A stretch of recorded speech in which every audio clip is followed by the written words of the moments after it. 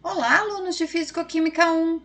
E aí, gostaram da primeira videoaula que eu mandei para vocês? Espero que vocês tenham gostado. Espero que vocês também já estejam começando a assistir os vídeos complementares e já estejam começando a fazer os resumos. Vai fazer toda a diferença lá na frente quando a gente for fazer a nossa prova, certo? Bom, vamos terminar a unidade 1 falando de gases reais.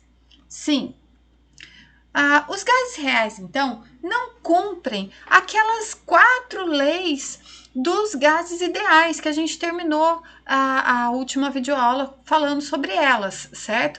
Os desvios, então, são muito grandes, principalmente quando a gente leva em consideração pressões muito altas ou temperaturas muito baixas, especialmente quando o gás está a ponto de se transformar de gás para líquido.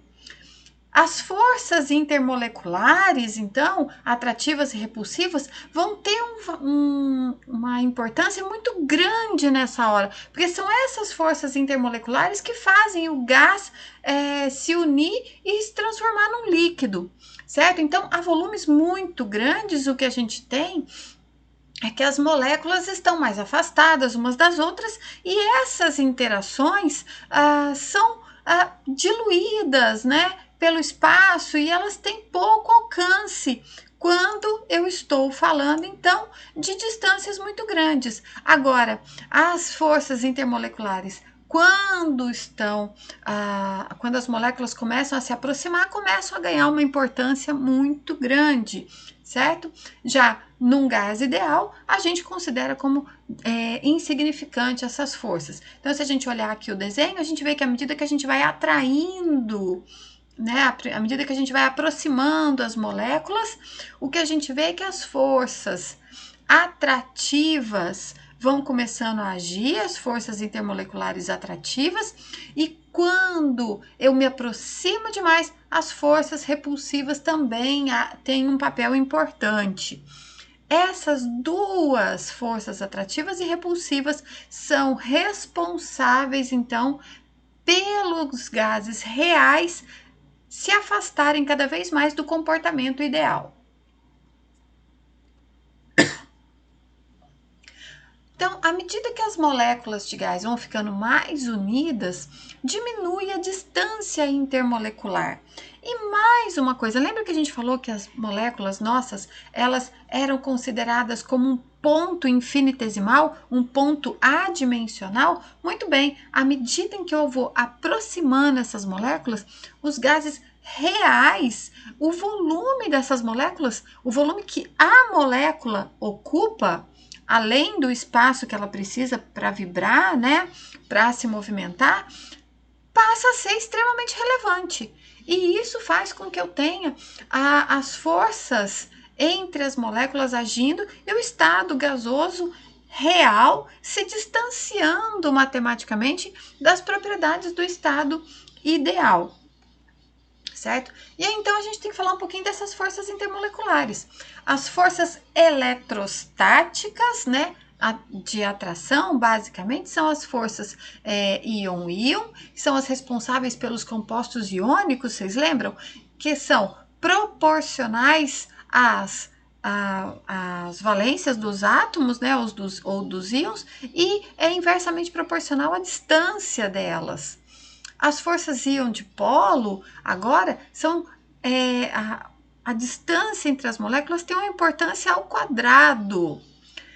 Nas forças de Van der Waals, que são as forças de polo induzido, e as forças de dispersão, né, que são conhecidas como forças de London, olha como o R, a distância entre os átomos, né, entre as moléculas, é extremamente relevante. Então, nessa hora, as forças intermoleculares, quando eu estou trabalhando com gases que estão cada vez mais próximos, a idealidade começa a ficar muito distante, né? Então, todos os cálculos que eu vou fazer vão começar a não ser correspondidos quando eu faço o experimento.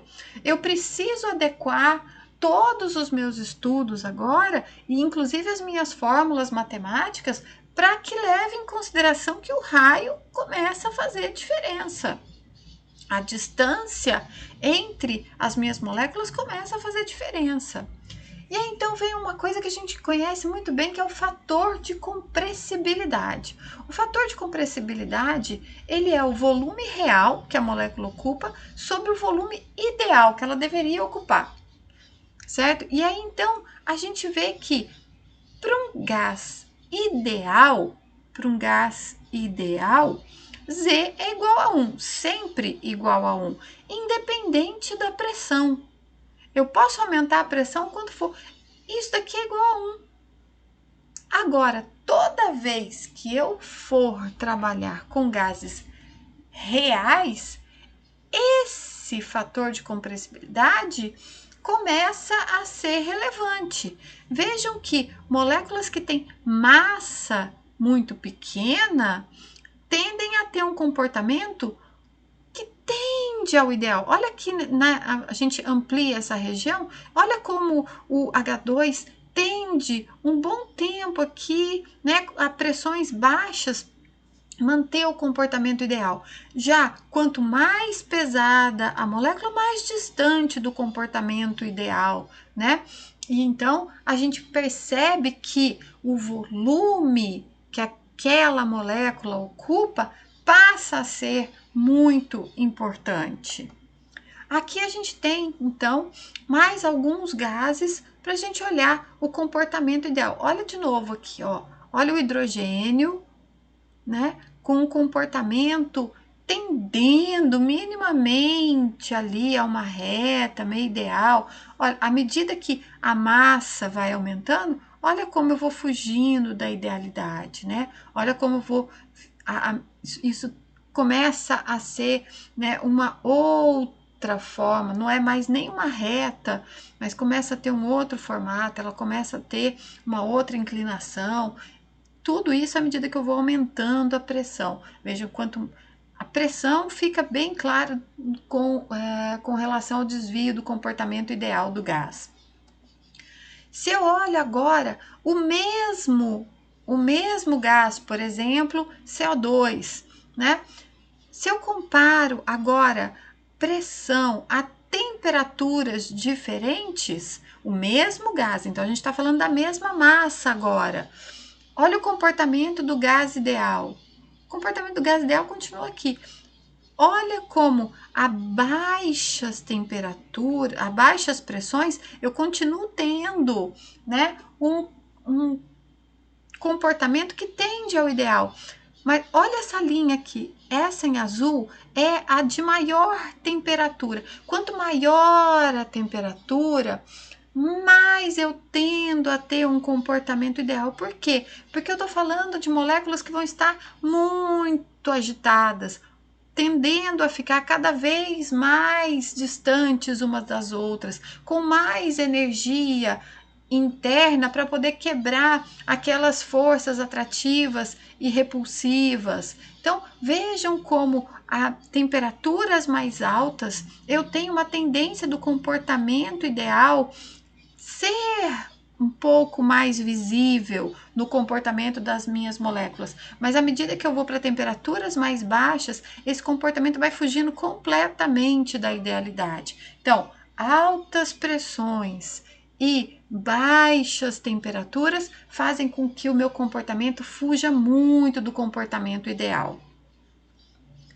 Então, quando é que um gás real torna-se ideal? Efetivamente nunca, mas a gente usa um truque. Como é que a gente usa um truque nessa hora? A gente faz aproximações. Então, a gente olha e escreve uma nova equação, levando em consideração aquelas forças atrativas e repulsivas e o volume real daquelas moléculas, certo? Então, se vocês olharem, a gente tem aqui a forma geral da equação de Van der Waals. Ele ganha o prêmio Nobel em 1910 por ter feito os estudos e ter elaborado essa equação. Van der Waals, então, a gente acha que é um cara que, não, ele só fez lá as forças atrativas e repulsivas e, né, os estudos das forças fracas, né, as de polo induzido, né, as forças de London, não, ele tem um trabalho muito importante. E se a gente olha então para essa equação e a gente reorganiza ela, então aqui eu tenho PV igual a nRT. Vejam que aqui eu estou ajustando a pressão e aqui eu estou ajustando o volume. Mas como é que eu ajusto? É mais fácil se eu olhar isolando a pressão. Se eu isolar a pressão, eu vejo que esse NB que foi colocado aqui é para correção do volume daquelas moléculas. Então, a molécula agora não é um ponto infinitesimal, ela tem um volume. E mais, esse N ao quadrado A dividido por volume ao quadrado é a correção daquelas forças atrativas e repulsivas.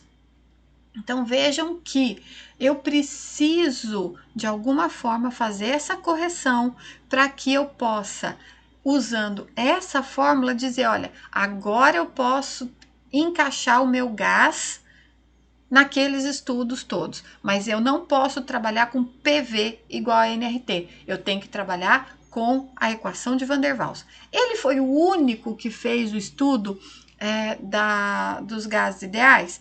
Não, ele não foi o único que fez a comparação dos gases reais com os gases ideais e chegou nesses parâmetros. A gente aqui tem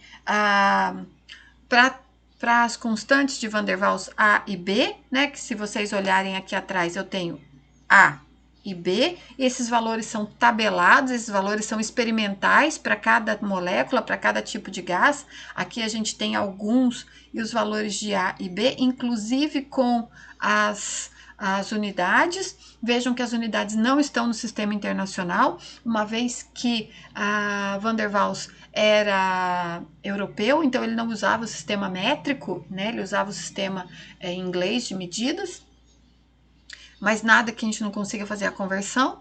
E a gente pode pegar, então, como outros exemplos, a equação de Berthollet, a equação de Dietrich, também, que levam em consideração os mesmos fatores, mas elaborados de uma forma diferente. Olha que interessante, a correção para o volume do Berthelot continua sendo exatamente a mesma correção que o Van der Waals fez. E a correção dele para os gases reais na parte da pressão também, olha só, é muito parecido. O que muda é a temperatura aqui embaixo. E já no Dietrich, o que a gente tem é que, de novo, a correção para o volume está aqui, mas a correção para a pressão é um pouco diferente. Então, o que a gente vê é que a correção para a pressão sempre, né, dependendo de como foi feito o experimento, tanto de um quanto do outro, é próximo, mas não é igual. Então, dependendo de como você for trabalhar, uma dessas três equações provavelmente vai adequar os seus dados. E o valor calculado de Z, né, o fator de ZC aqui para os dois, né, é muito próximo dos valores observados hoje em dia. Meninos, gases reais é só isso que a gente tem mesmo, é uma coisa bem simples, mesmo porque a gente já tinha passado por isso, né, enquanto a gente estava no período de aulas convencionais. Espero que vocês já estejam quase terminando de fazer o resumo. Espero que vocês terminem a lista de exercícios. Na próxima quarta-feira, não é isso? Na próxima quarta-feira a gente tem a nossa aula de dúvidas. Eu não lembro se é na quarta ou na quinta. Vocês confirmem para mim. A gente tem a nossa aula de dúvidas. E, por favor, venham com dúvidas. A aula no Meet não é uma aula que eu vou expor a matéria para vocês. É uma aula que vocês já têm que vir estudados para que a gente possa tirar as dúvidas. Todas as aulas no Meet vão ser dessa forma. Vocês já têm que ter estudado para que a gente venha só tirar as dúvidas, tudo bem? Um beijo a todos e até a próxima aula.